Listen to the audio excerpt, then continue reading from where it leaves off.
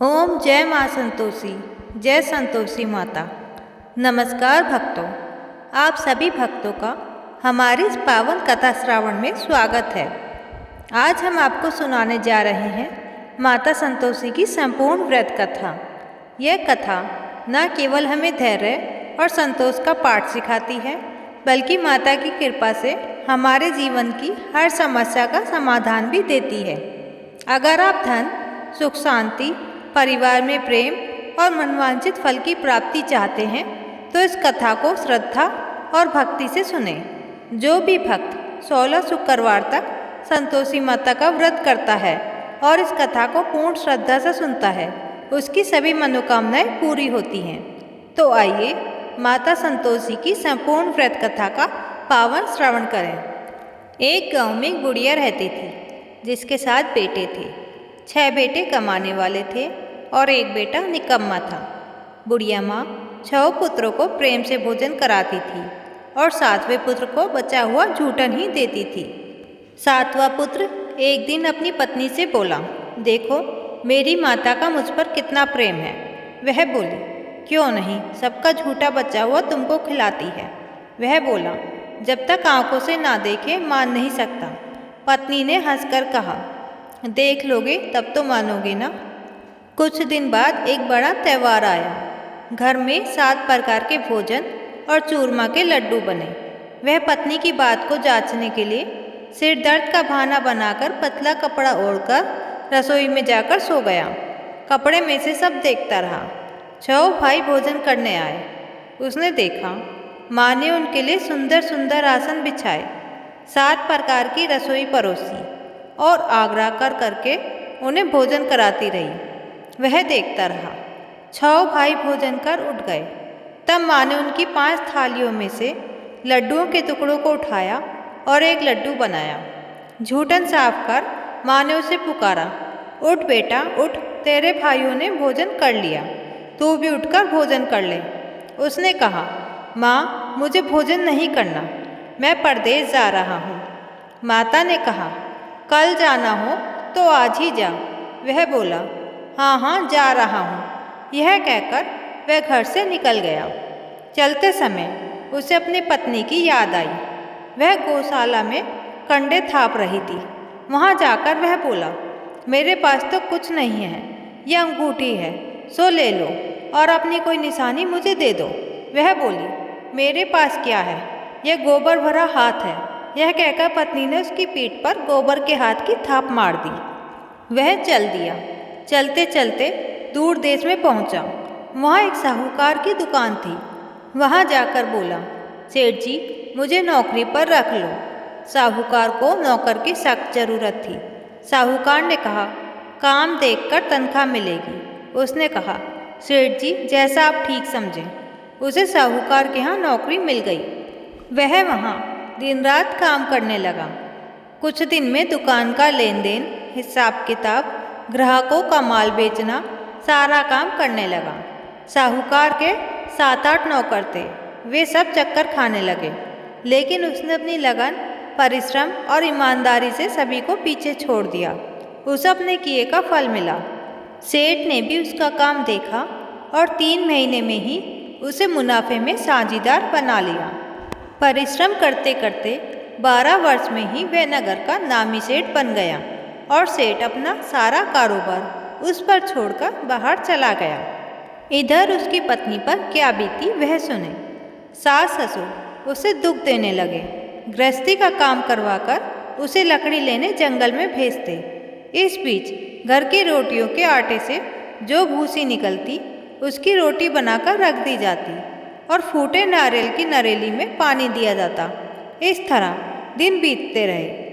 एक दिन जब वह जंगल में लकड़ी लेने जा रही थी, तब उसे रास्ते में बहुत सी स्त्रियां संतोषी माता का व्रत करती दिखाई दी। वह वहाँ खड़ी होकर पूछने लगी, बहनों यह तुम किस देवता का व्रत करती हो और इसके करने से क्या फल प्राप्त होता है? इस व्रत को करने की क्या विधि है? यदि तुम अपने इस व्रत का विधान मुझे समझाकर कहोगी तो मैं तुम्हारा बड़ा एहसान मानूंगी।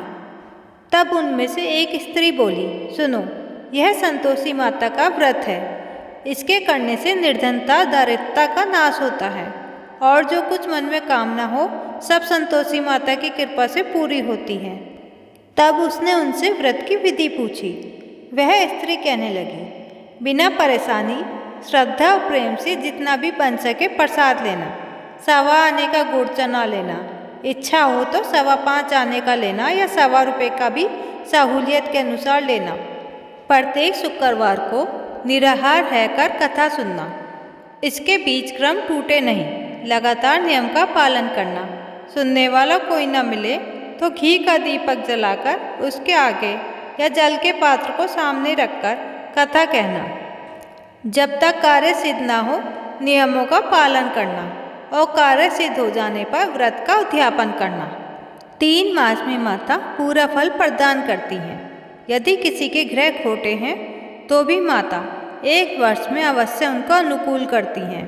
कार्य सिद्ध होने पर ही उद्यापन करना चाहिए, बीच में नहीं। उद्यापन में 2.5 सेर आटे का खाजा तथा इसी अनुसार खीर व चने का साग बनाना, 8 बच्चों को भोजन कराना, जहाँ तक मिले देवर जेठ भाई बंधु कुटुंब के लड़के लेना, ना मिले तो रिश्तेदारों और पड़ोसियों के लड़के बुलाना, उन्हें भोजन करा यथाशक्ति दक्षिणा दें। माता का नियम पूरा करना। ध्यान रखना उस दिन घर में कोई खटाई ना खाए। यह सुनकर वह वहाँ से चल दी। रास्ते में लकड़ी के बोझ को बेच दिया और उन पैसों से गुड़ चना ले माता के व्रत की तैयारी कर आगे चली। रास्ते में संतोषी माता के मंदिर में जा माता के चरणों में लौटने लगी, विनती करने लगी, माँ मैं दीन हूँ, निपट मूर्ख हूँ, व्रत के नियम कुछ नहीं जानती, मैं बहुत दुखी हूँ। हे माता मेरा दुख दूर कर, मैं तेरी शरण में हूँ। माता को दया आई। एक शुक्रवार बीता कि दूसरे शुक्रवार को ही उसके पति का पत्र आया और तीसरे शुक्रवार को उसका भेजा हुआ पैसा आ पहुँचा। यह देखकर जेठानी मुंह सिकोड़ने लगी। इतने दिनों बाद इतना पैसा आया, इसमें क्या बड़ाई है। लड़के ताने देने लगे। काकी के पास अब पत्र आने लगे, रुपया आने लगा। अब तो काकी की खातिर बढ़ेगी, अब तो काकी बुलाने से भी नहीं बोलेंगी। बेचारी सरलता से कहती, भैया पत्र आए रुपया आए तो हम सबके लिए अच्छा है। ऐसा कहकर आंखों में आंसू भरकर संतोषी माता के मंदिर में जा मातेश्वरी के चरणों में गिरकर रोने लगी। माँ मैंने तुमसे पैसा नहीं मांगा, मुझे पैसे से क्या काम, मुझे तो अपने सुहाग से काम है। मैं तो अपने स्वामी के दर्शन और सेवा मांगती हूँ। तब माता ने प्रसन्न होकर कहा, जा बेटी तेरा स्वामी जल्द ही आएगा। यह सुन खुशी से बावली हो वह घर आकर काम करने लगी। संतोषी माँ विचार करने लगी, इस भोली पुत्री से मैंने कह तो दिया कि तेरा पति शीघ्र आएगा, पर आएगा कहाँ से। वह तो इसे स्वप्न में भी याद नहीं करता, उसे इसकी याद दिलाने तो मुझे ही जाना पड़ेगा। संतोषी माता ने उस बुढ़िया के बेटे को स्वप्न में समझाया, पुत्र तेरी घरवाली कष्ट उठा रही है। यह बोला, हाँ माँ यह तो मुझे भी मालूम है, परंतु क्या करूँ, वहाँ कैसे जाऊँ। परदेश की बात है, लेन देन का सारा हिसाब किताब है, कोई जाने का रास्ता नज़र नहीं आता। आप ही कोई राह दिखाएं कि वहाँ कैसे जाऊँ। माँ कहने लगी, सवेरे नहा धोकर संतोषी माता का नाम ले, घी का दीपक जला, दंडवत कर और दुकान पर जा बैठना। देखते देखते तेरा सारा लेन देन चुक जाएगा, जमा माल बिक जाएगा, सांझ होते होते धन का ढेर लग जाएगा। वह अगले दिन सुबह सुबह जल्दी उठा। उसने अपने मित्र बंधुओं परिचितों को सपन में माता द्वारा कही बात बताई। वे सब उसकी बातें सुनकर उसकी खिल्ली उड़ाने लगे। वे कहने लगे कि कहीं कभी सपनों की बात भी सच होती है। एक बूढ़ा व्यक्ति बहुत समझदार था। वह बोला, देखो भाई मेरी बात मानो, इस तरह सच या झूठ कहने से कोई फायदा नहीं। जैसा देवता ने कहा है वैसा ही करना, तेरा क्या जाता है। बूढ़े की बात मानकर नहा धोकर उसने संतोषी माता को प्रणाम किया। फिर घी का दीपक जलाकर दुकान पर जा बैठा। शाम तक धन का ढेर लग गया। वह हैरान हुआ, मन में संतोषी माता का नाम ले प्रसन्न हो घर जाने के वास्ते गहना कपड़ा और सामान खरीदने लगा। सब काम से निपट अपने घर को रवाना हुआ। उधर उसकी पत्नी जंगल में लकड़ी लेने गई। लौटते वक्त थक जाने के कारण संतोषी माता के मंदिर पर विश्राम करने बैठ गई। यह तो उसका रोज रुकने का स्थान था। धूल उड़ती देख उसने माता से पूछा, हे माता, यह धूल कैसी उड़ रही है? माता कहती हैं, हे पुत्री, तेरा पति आ रहा है। अब तू ऐसा कर, लकड़ियों के 3 बोझ बना, एक नदी के किनारे रख और दूसरा मेरे मंदिर पर और तीसरा अपने सिर पर। तेरे पति को लकड़ियों का गट्टर देख मोह पैदा होगा। वह यहाँ रुकेगा, नाश्ता पानी खाकर माँ से मिलने जाएगा। तब तू लकड़ियों का बोझ उठाकर जाना और चौक में गट्टर डालकर जोर से आवाज़ लगाना, लो सासू जी, लकड़ियों का गट्टर लो, भूसी की रोटी दो, नारियल के खेपड़े में पानी दो। आज मेहमान कौन आया है?